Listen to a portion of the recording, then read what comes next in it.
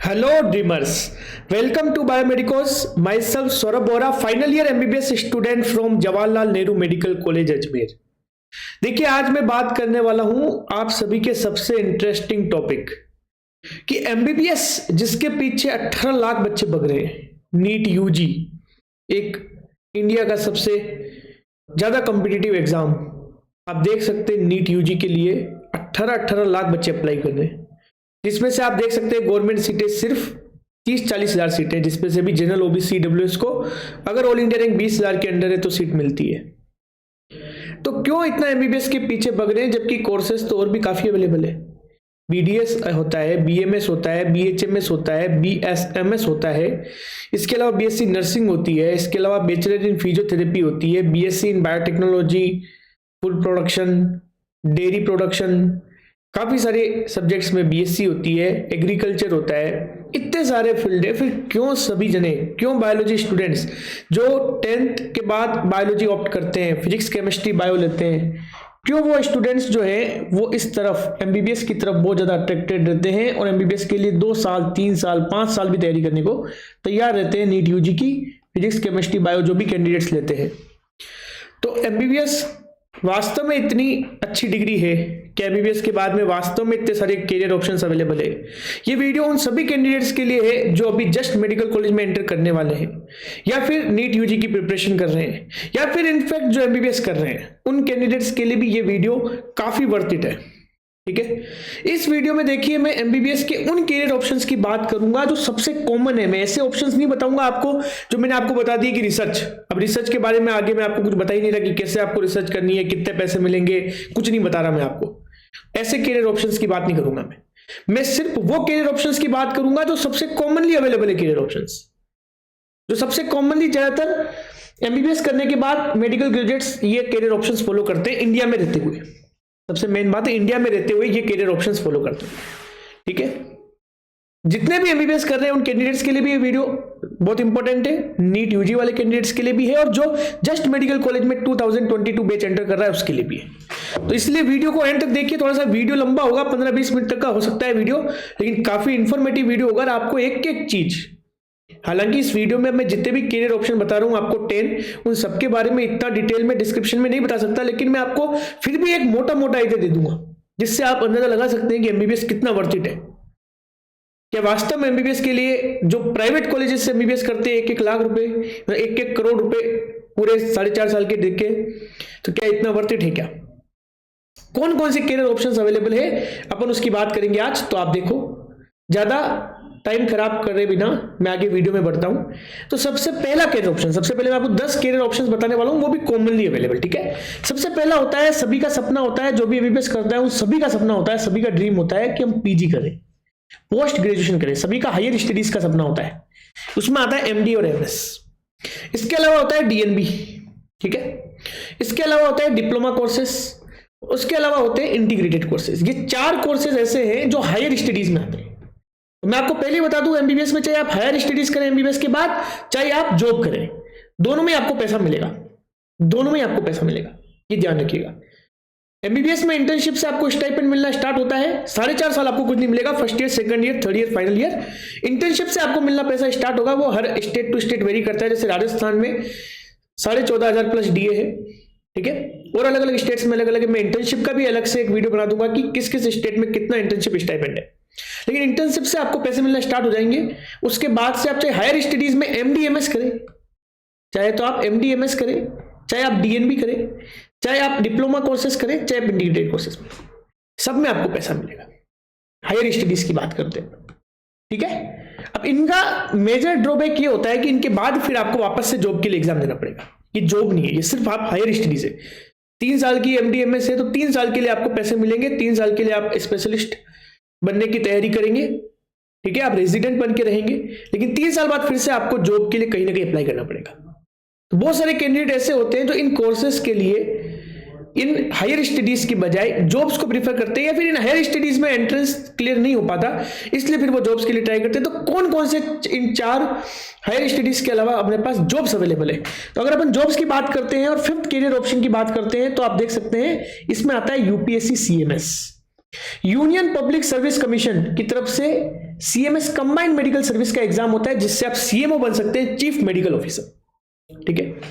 एक ESIC employ state insurance corporation की तरफ से IMO इंश्योरेंस मेडिकल ऑफिसर के लिए भी एग्जाम होता है, जो MBBS ग्रेजुएट्स दे सकते हैं। एक आर्म्ड फोर्स मेडिकल सर्विसेज की तरफ से भी इंटरव्यू बेसिस पे एग्जाम होता है, उसके बेसिस पे भी आप आर्मी के जो मेडिकल कॉलेजेस हैं या हॉस्पिटल से वहां पे आप प्रैक्टिस कर सकते हैं। इसके अलावा हर एक स्टेट का अपना मेडिकल ऑफिसर का एग्जाम होता है, वो मेडिकल ऑफिसर का आप एग्जाम दे सकते हैं और आप PSCs पे CSCs पे वहां पे आपको जॉब मिल सकती है, प्राइमरी हेल्थ सेंटर्स पे और कम्युनिटी हेल्थ सेंटर्स पे। इसके अलावा आपके पास कौन सा जॉब का कैरियर ऑप्शन है, तो आप जूनियर रेजिडेंट्स बन सकते हैं, ठीक है, JR बन सकते हैं, टेम्पररी जॉब है, और आप सबसे अच्छा प्राइवेट हॉस्पिटल ज्वाइन कर सकते हैं या खुद का प्राइवेट क्लिनिक खोल सकते हैं।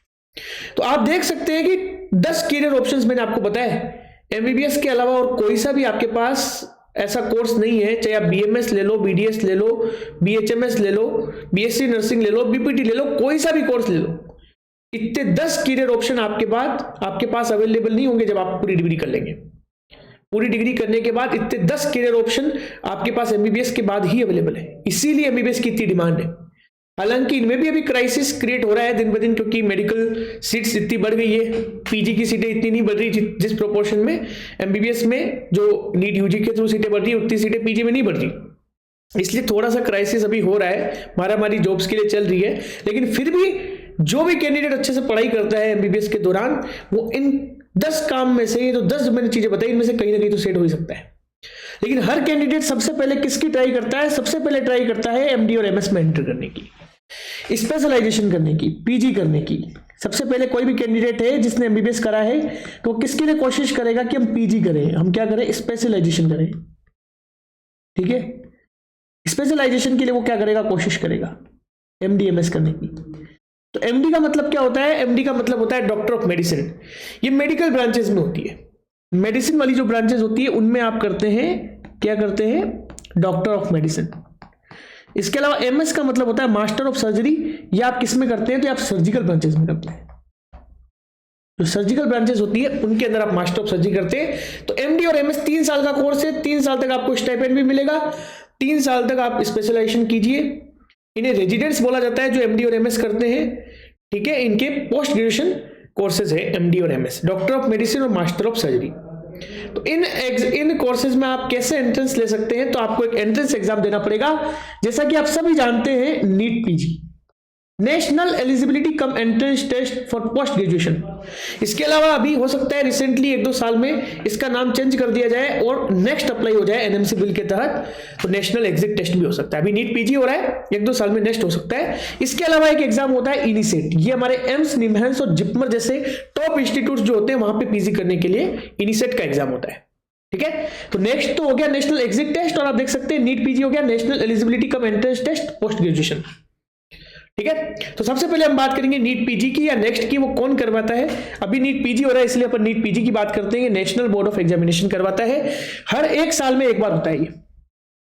देखो जनवरी में होता है, खैर अभी कुछ सालों से जब से कोविड चल रहा है तब ये चेंज हो रहा है। जैसे 2023 की बात करूं तो वो जो एग्जाम है अब मार्च में होगा। ठीक है, इससे पहले अगर 2021 की बात करूं तो ये मई में हुआ है। ठीक है, इससे पहले मैं बात करूं तो सितंबर में भी हुआ है 2021 में। ठीक है, तो एग्जाम सितंबर में भी हुआ है होने को, ठीक है, होने को मई में भी हुआ है, मार्च में भी हुआ, लेकिन इसका जो जनरलाइज जो ट्रेंड रहता है एग्जाम होने का वो जनवरी में रहता है। ठीक है, कितने क्वेश्चंस आते हैं, तो 200 क्वेश्चंस पूछे जाते हैं। पूरी MBBS का कोर्स आता है, MBBS में टोटल 19 सब्जेक्ट है। डिटेल में वीडियो आपको मिल जाएगा कौन कौन से 19 सब्जेक्ट है, कैसे उन पे कमांड बनाई जाए। ठीक है, कैसे इतनी सारी चीजों को मगअप किया जाए, याद रखा जाए। टोटल 200 क्वेश्चन आते हैं नीट PG के एग्जाम में। एक क्वेश्चन 4 नंबर का होता है, 1/4 नेगेटिव मार्किंग होती है, 800 नंबर का पूर्णांक होता है। ये सारी चीजें मैं MBBS जस्ट जो एंटर कर रहे हैं उनको भी इसीलिए बता रहा हूं ताकि उन्हें आइडिया रहे। ठीक है, तो ये नीट PG का एग्जाम 1 साल में एक बार होता है, जनवरी में होता है। नंबर ऑफ क्वेश्चंस 200 आते हैं, टोटल मैक्सिमम मार्क्स 800 नंबर का पेपर होता है। ठीक है, ये हो गई नीट PG की बात। इसके बाद हम बात करते हैं इनिसेट की। तो इनिसेट जो होता है इसका फुल फॉर्म क्या है, आप देख सकते हैं, institute of national importance combined entrance test. ये एग्जाम कौन कराता है, तो एम्स दिल्ली से ऑर्गेनाइज करवाता है, और ये 1 साल में 2 बार होता है। एक जून का अटेम्प्ट होता है, एक आपके पास नवंबर अटेम्प्ट होता है, 2 बार ये एग्जाम होता है।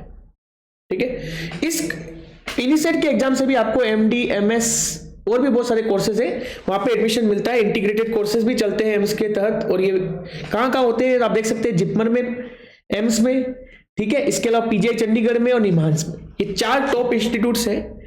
एम्स, सारे एम्स आ गए इसमें, ठीक है ना। एम्स दिल्ली, रायपुर, जितने भी एम्स है हमारे पास, एम्स ऋषिकेश, जोधपुर, जिपमर का हमारा पुडुचेरी, केरकल, सारे आ गए। तो एम्स, जिपमर, पीजीआई चंडीगढ़ और निम्हांस, इन 4 टॉप लेवल इंस्टीट्यूट्स में आपको एंट्रेंस लेना है। अगर पीजी करना है तो आपको नीट पीजी के तहत एडमिशन नहीं मिलेगा। जैसे नीट यूजी में आपको एम्स में एडमिशन लेना है तो आपको मिल जाएगा, लेकिन नीट पीजी के लिए आपको कौन सा एग्जाम देना पड़ेगा? इनिसेट का एग्जाम देना पड़ेगा। Institute of national importance combined entrance test, जो एम्स पीजी में टेस्ट भी कहते हैं, कई जगह इसे एम्स पीजी भी कहते हैं, ठीक है। एम्स दिल्ली द्वारा ऑर्गेनाइज होता है, 1 साल में 2 बार होता है, ठीक है। 3 घंटे का पेपर होता है, ऑनलाइन होता है। ये पेपर कैसा होता है? ऑनलाइन होता है, और आप देख सकते हैं कि 3 घंटे का पेपर होता है, ऑनलाइन होता है, 3 घंटे का पेपर होता है। टोटल 200 क्वेश्चन आते हैं, 200 ही मार्क्स होते हैं, ठीक है। एक क्वेश्चन 1 नंबर का होता है, और 1/3 नेगेटिव होती है। यहाँ पे नेगेटिव मार्किंग कितनी होती है? नेगेटिव मार्किंग 1/3 होती है। यहाँ सिलेक्शन लेना थोड़ा टफ होता है, क्योंकि पोस्ट बहुत कम होती है। यहाँ जो सीटें होती है वो सीटें बहुत कम होती है, या सीटें आप देख सकते हैं, मान सकते हैं लगभग 900 से 1000 सीटें होती है सिर्फ, इसलिए इसमें थोड़ा सा टफ होता है इनिसेट क्लियर कर पाना। नीट पीजी में काफी सारी सीटें होती है, इसलिए नीट पीजी में आप इजीली सेलेक्ट हो सकते हो अगर आप अच्छे से तैयारी करें। 19 के 19 सब्जेक्ट, जिसमें से स्पेशली मेडिसिन और सर्जरी, अगर इस पे आप अच्छी कमांड बनाते हो तो आप नीट पीजी में सिलेक्शन ले सकते हैं। फिर अपन बात करेंगे कि इन नीट पीजी और इनिसेट को क्लियर करने के बाद आपको किन किन कोर्सेज में एमडी और एमएस करने का मौका मिलता है। तो हमारे पास 2 टाइप की ब्रांचेस होती है, एक हमारे पास होती है क्लिनिकल ब्रांचेस, एक हमारे पास होती है नॉन क्लिनिकल ब्रांचेस, ठीक है। ये ध्यान रखिए, आप पीजी कीजिए आपको पैसा मिलेगा, स्टाइपेंड मिलेगा, आप चाहे क्लिनिकल पीजी से करिए चाहे नॉन क्लिनिकल ब्रांच से करिए। क्लिनिकल ब्रांचेस का कट ऑफ हाई रहता है, क्योंकि इसमें डायरेक्ट पेशेंट डॉक्टर एक्सपोजर होता है। क्लिनिकल ब्रांचेस का कट ऑफ हाई रहता है। कौन कौन सी क्लिनिकल ब्रांचेस है, उसमें से पहले एमडी ब्रांचेस की मैं बात कर रहा हूं, जो मेडिसिन वाली ब्रांचेस है। तो सबसे टॉप ब्रांच आती है रेडियो डायग्नोसिस। तो जो भी रेडियो डायग्नोसिस से पीजी करता है उसको क्या कहते हैं? रेडियोलॉजिस्ट। बाद में वो रेडियोलॉजिस्ट कहलाएगा स्पेशलिस्ट बनने के बाद। इसके अलावा एमडी होती है स्किन एंड वेनिटल डिजीज में, उसको बोलते हैं अपन डर्मेटोलॉजिस्ट पीजी होने के बाद। फिर एमडी होती है जनरल मेडिसिन में, उसको बोलते हैं अपन फिजिशियन। जो आप फिजिशियन बोलते हैं वो जनरल मेडिसिन में पीजी करने वाला होता है। फिर होती है एमडी पीडियाट्रिक्स, उसको बोलते हैं पीडियाट्रिशियन। ये 4 ब्रांचेस ऐसी हैं मेडिकल में जिनमें पीजी का कट ऑफ बहुत हाई रहता है। Radio diagnosis, skin and venereal disease, general medicine और पीडियाट्रिक्स, ये 4 टॉप मेडिकल ब्रांचेस हैं जिनकी एमडी के लिए कट ऑफ बहुत हाई रहता है, नीट पीजी हो चाहे इनिसेट हो, दोनों ही एग्जाम में, ठीक है। इसके अलावा कौन सी और क्लिनिकल ब्रांचेस है जहां पे एमडी होती है? तो देखिए आप देख सकते हैं, एमडी साइकेट्री हो गया। इसके अलावा टीबी एंड रेस्पिरेटरी मेडिसिन में भी पीजी होती है। जो डॉक्टर बन जाते हैं उनको फिर पल्मोनोलॉजिस्ट कहा जाता है, ठीक है। इसके अलावा कुछ ब्रांचेस और नई ऐड हुई है, जैसे इमरजेंसी मेडिसिन हो गई, रेडियोथेरेपी हो गई, immuno haematology and blood transfusion हो गई, एनेस्थीसिया, ठीक है। ये तो पुरानी ब्रांच है। ये ब्लड ट्रांसफ्यूजन इमरजेंसी मेडिसिन इस बार ही इनकॉर्पोरेट की गई है, ठीक है। इमरजेंसी मेडिसिन और ब्लड ट्रांसफ्यूजन, ठीक है। इसके अलावा न्यूक्लियर मेडिसिन होती है, फैमिली मेडिसिन होती है, बहुत सारी ब्रांचेस होती है।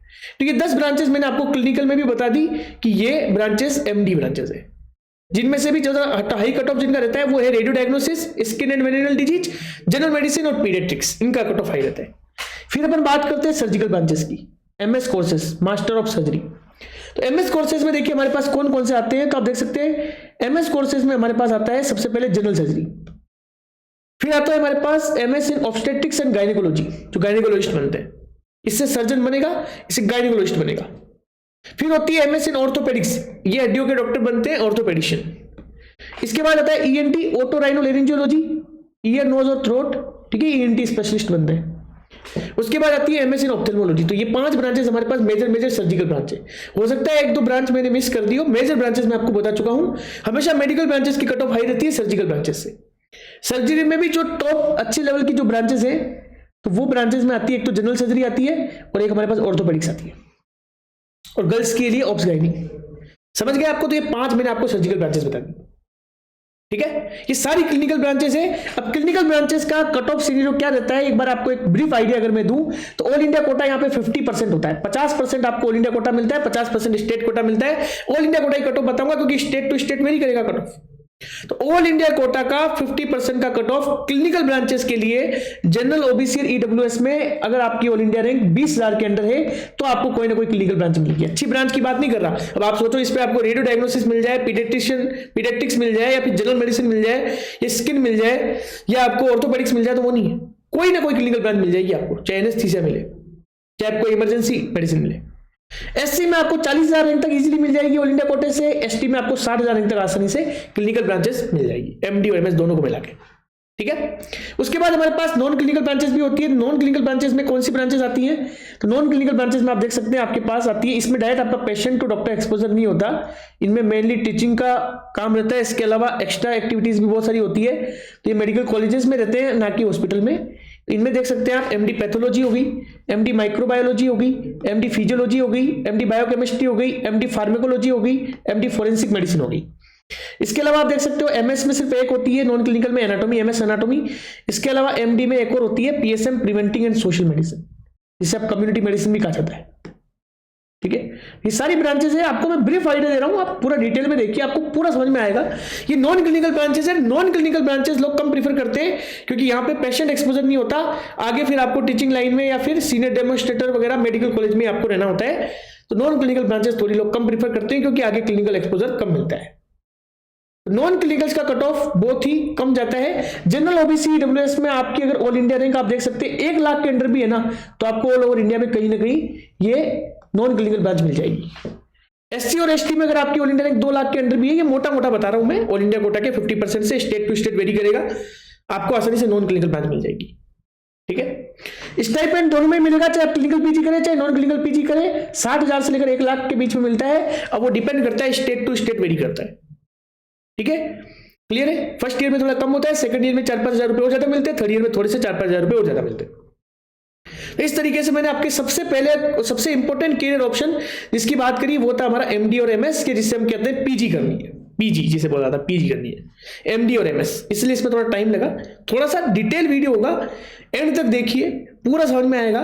एमडी और एमएस में देखिए, जो अगर बच्चे पढ़ाई नहीं करेंगे तो 20,000 के अंदर लिंक डालना एमडी एमएस में बहुत कठिन है ना, इसीलिए वापस से फिर वो तैयारी करते हैं, ड्रॉप करते हैं।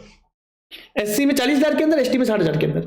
नॉन क्लिनिकल ब्रांचेस आप थोड़ी सी भी पढ़ाई करेंगे आपको आसानी से मिल जाएगी। देखिए 1 लाख रैंक तक आपको नॉन क्लिनिकल मिल रही है जनरल, ओबीसी, डब्ल्यूएस में।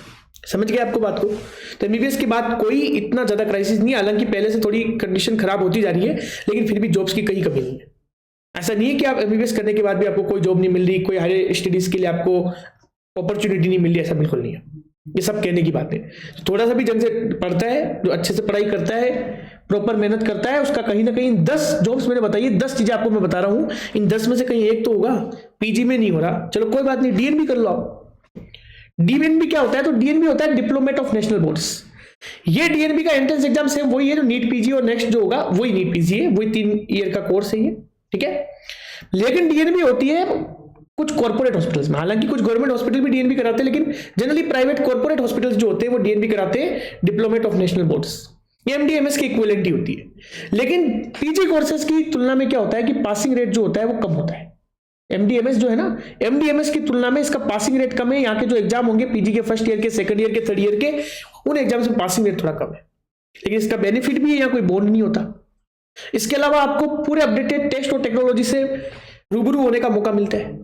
इसके अलावा जो एनबीईएमएस है उससे रेगुलर क्लासेस चलाई जाती है। स्टाइपेंड तो खैर आपको मिलता ही मिलता है। सभी क्लिनिकल ब्रांचेस जो मैंने आपको अभी बताई थी ऊपर, जिसमें एमडी और एमएस होता है, सारी paediatrician, general medicine, general surgery, orthopaedics, psychiatry, anaesthesia, skin, radio diagnosis, सब ब्रांचेस में आपको अलग अलग कॉर्पोरेट हॉस्पिटल से डीएनबी भी आप कर सकते हैं। डीएनबी एमडीएमएस की इक्विवेलेंट ही है, लेकिन ये प्राइवेट कॉर्पोरेट हॉस्पिटल से होती है, यहाँ की पासिंग रेट थोड़ी कम होती है।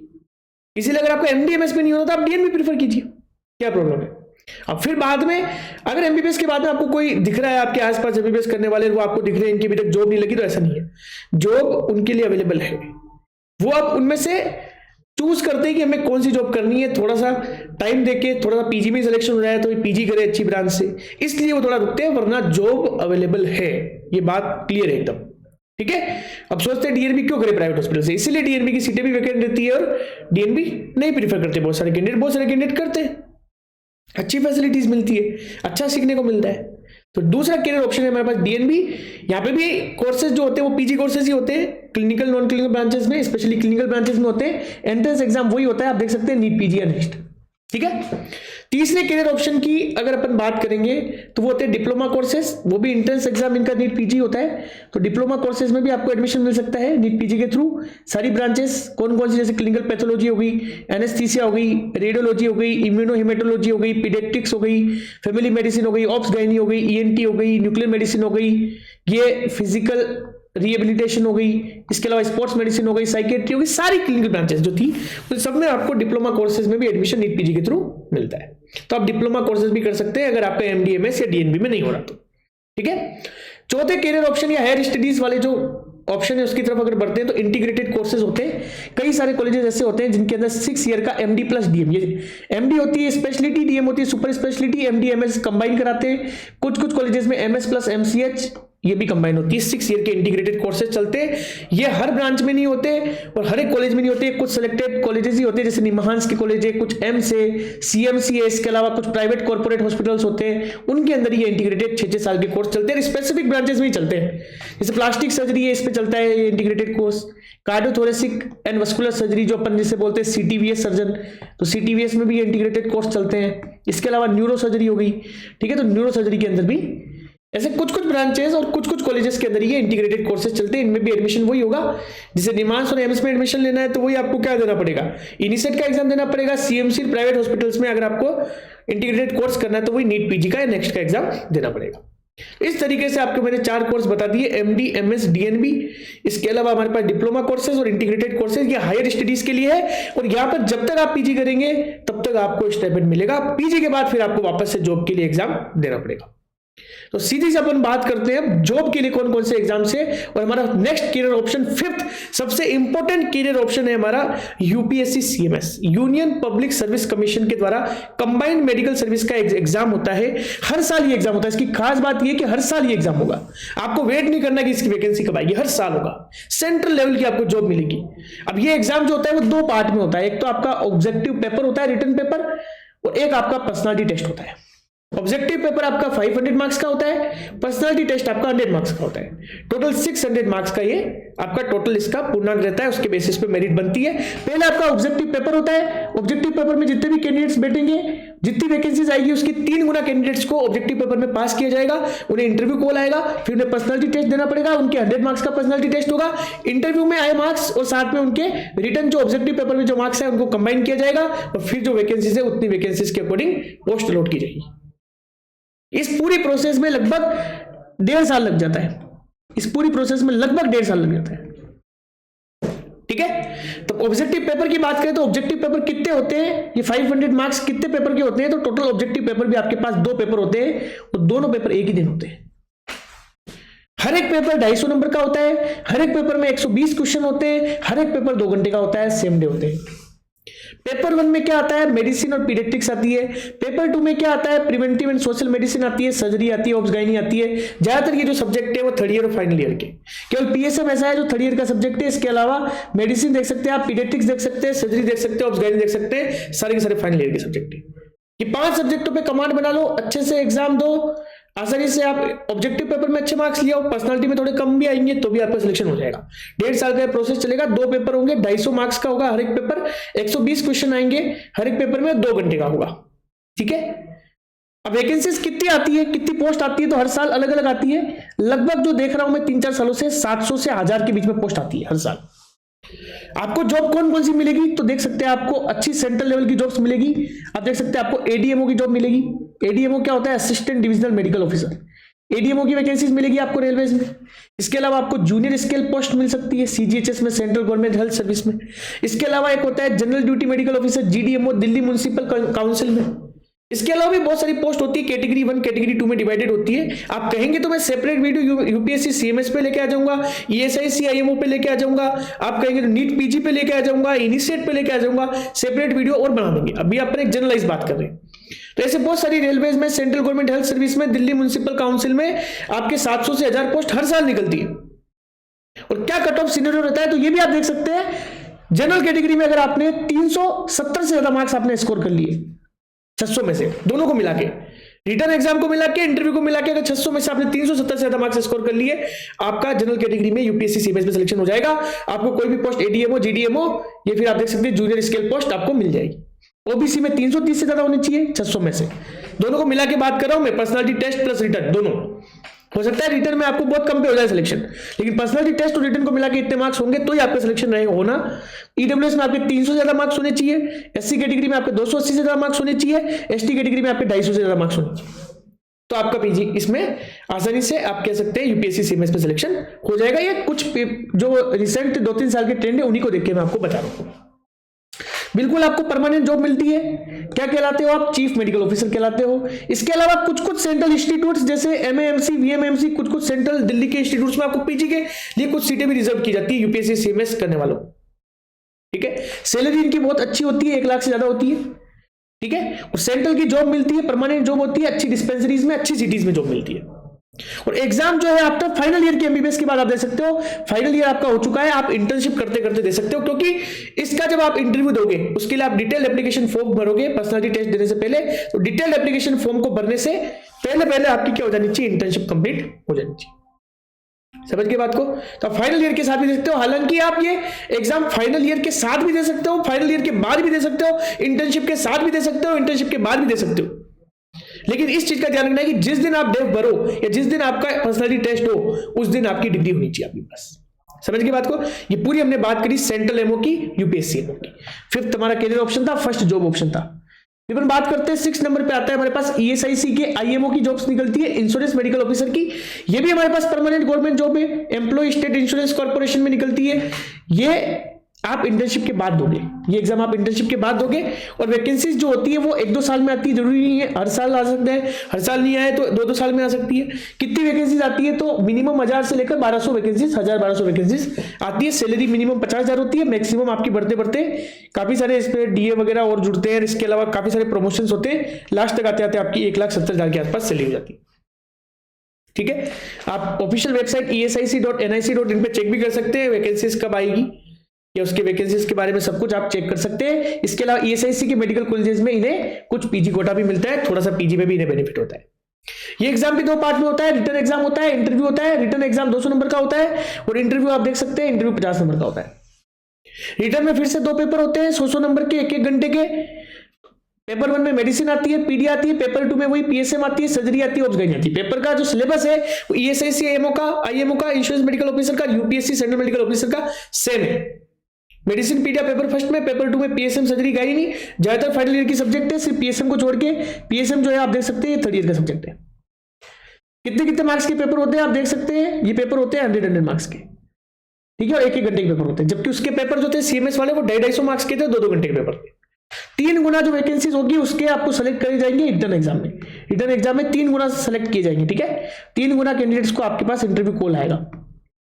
ठीक है, 3 गुना जितनी भी वैकेंसीज होगी 3 गुना कैंडिडेट्स को सिलेक्ट किया जाएगा। ठीक है, उसके बाद अपन बात करते हैं एएफएमएस 7th हमारे पास career option, armed force medical service. ये शॉर्ट सर्विस कमीशन होते हैं, यहाँ पे आपको फिक्स जैसे होगा, इसमें कुछ ना कुछ कमीशन में पर्टिकुलर होता है कि जैसे 4 साल आपको सर्विस करनी है या फिर 15 साल करनी है, पर्टिकुलर वो शॉर्ट सर्विस कमीशन होते हैं, उसके अकॉर्डिंग आपको जॉब मिलेगी। और पीजी सीट्स में भी आपको आर्म्ड फोर्स जो मेडिकल कॉलेज होते हैं जैसे एफएमसी पुणे है, army college of medical science Delhi है, बहुत सारे आर्मी के कॉलेजेस है, वहां पे भी आपको पीजी की कुछ सीटें रिजर्व होती है। इसकी वैकेंसी जरूरी नहीं है कि हर साल आए, इसकी वैकेंसी 1-2 साल में आएगी। हो सकता है 2 साल में आए, हो सकता है 1 साल में आए, हो सकता है 1 साल में 2 बार आ जाए। इंटरव्यू बेसिस पे यहाँ पे एडमिशन होता है, जॉब मिलती है आपको आर्म्ड फोर्स मेडिकल सर्विस में। ठीक है, उसके बाद जो नेक्स्ट कैरियर ऑप्शन आपके पास अवेलेबल है वो है एमओ मेडिकल ऑफिसर। बहुत सारे बच्चे हैं जो एमओ की तैयारी करते हैं, एमओ के लिए प्रिपरेशन करते हैं। एमओ की वैकेंसी जो होती है वो स्टेट टू स्टेट वेरी करती है, किसी की 1-1 साल में आती है, किसी की 2-2 साल में आती है, किसी की 3-3 साल में आती है। पहले राजस्थान में हर 1-1 साल में वैकेंसी आती थी, आजकल 2-2 साल में आ रही है, हो सकता है आने वाले टाइम में 3-3 साल में वैकेंसी है। मिनिमम 800 वैकेंसीज हो सकती है, मैक्सिमम 2000 वैकेंसीज हो सकती है, वो डिपेंड करता है। ठीक है, ऑब्जेक्टिव पेपर होता है, इंटर्नशिप के बाद आपको ये पेपर देना है या ऑनगोइंग इंटर्नशिप के साथ भी दे सकते हो, लेकिन डिग्री आपकी कंप्लीट होनी चाहिए जब आपको जॉब मिले तब। इसका एक्स्ट्रा बेनिफिट ये होता है कि जैसे राजस्थान की मैं पर्टिकुलर बात कर रहा हूं तो आपको 10%, 20%, 30% पीजी में रिजर्वेशन मिलता है। रूरल जॉब आपने कितने साल करी है, जैसे आपने रूरल जॉब अगर 1 साल की करी है तो आपको पीजी में 10% रिजर्वेशन मिलता है, 2 साल की करी है तो 20% मिलता है, 3 साल की करी है, 3 साल से ज्यादा की करी है, तो 30% मिलता है। तो इतने मार्क्स आपके ज्यादा बनाते हैं। जैसे सपोज करो आपके 500 मार्क्स है नीट पीजी के एग्जाम में, ठीक है, तो अगर आपने 1 साल सर्विस करी तो उसका 50% 50 हो गया, 550 मार्क्स के आपके पीजी में स्टेट मेरिट बनती है। तो आपको पीजी में काफी फायदा होता है अगर आपने एमओ ज्वाइन कर रखा है, तो रूरल सर्विस दी है तो, ठीक है। इसलिए एमओ की तरफ भी काफी आकर्षित रहते हैं बच्चे, एमबीबीएस ग्रेजुएट्स। परमानेंट जॉब है, हर स्टेट टू स्टेट वेरी करती है, ठीक है। ये 10 20 30 वाला सिस्टम राजस्थान की बात कर रहा हूं मैं, ठीक है। सैलरी 55,000 56,000 से स्टार्ट होती है, धीरे धीरे कुछ स्टेट में 1-1 लाख भी है, और एक्स्ट्रा अलाउंस डीए वगैरह बहुत सारे मिलते हैं। तो ऐसे करके सैलरी भी अच्छी खासी हो जाती है, एंड तक पहुंचते पहुंचते 2 लाख के करीब पहुंच जाती है, रिटायरमेंट के करीब। तो ये होता है हमारे पास एमओ। इसमें प्रमोशंस होते रहते हैं। मेडिकल ऑफिसर से आपको सीनियर मेडिकल ऑफिसर बना देंगे, सीनियर मेडिकल ऑफिसर से आपको डिप्टी डायरेक्टर बना देंगे, डिप्टी डायरेक्टर से आपको डायरेक्टर बना देंगे। तो आपको काफी अच्छा इसमें केयर ऑप्शन है। लेकिन रूरल सर्विस इसमें मिलती है, ये इसका थोड़ा सा ड्रॉबैक है कि आपको रूरल पीएचसीज में, सीएचसीज में आपको नौकरी मिलेगी। प्राइमरी हेल्थ सेंटर्स जो होते हैं, पीएचसीज और कम्युनिटी हेल्थ सेंटर्स होते हैं, वहां पे आपको जॉब मिलती है मेडिकल ऑफिसर की, ठीक है। उसके बाद अपन बात करते हैं 9th कैरियर ऑप्शन, वो होता है जूनियर रेजिडेंट्स। ये ज्यादातर इन्हें जेआर बोलते हैं।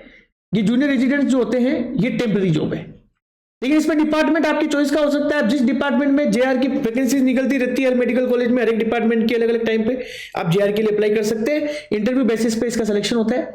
सैलरी कुछ स्टेट में 60,000 से स्टार्ट होती है, तो दिल्ली जैसे जगह पे आपको 1 लाख रुपए भी पर मंथ मिलते हैं। ये पर मंथ की सैलरीज की बात है, ठीक है। ये लेकिन टेम्पररी जॉब होती है, ये आप फिक्स ऐसा होता है जैसे फिक्स 6 महीने के लिए आप कर सकते हो, किसी किसी जगह 1 साल के लिए कर सकते हो, लेकिन आप कोई सा भी डिपार्टमेंट अपनी मर्जी से चूज कर सकते हो। टेम्पररी जॉब है, ठीक है। इस जॉब का कैसा है, टेम्पररी जॉब है, जूनियर रेजिडेंट इन्हें बोला जाता है।